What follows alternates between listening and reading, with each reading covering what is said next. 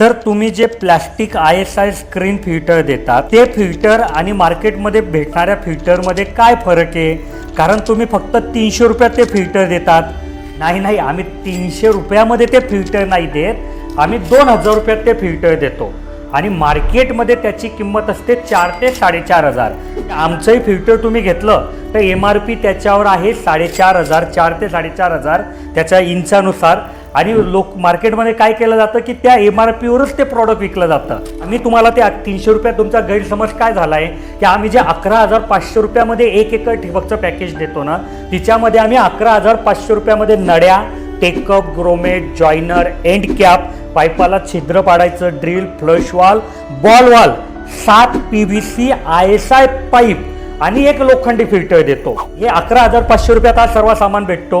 आता समजा कोणाला लोखंडी फिल्टरच्या ऐवजी प्लॅस्टिक ISI स्क्रीन फिल्टर पाहिजे तर मग तुम्ही तिथे फक्त 300 रुपये वाढवून द्यायचे, म्हणजे 11,800 रुपयामध्ये आम्ही हे पूर्ण पॅकेज तुम्हाला देऊ.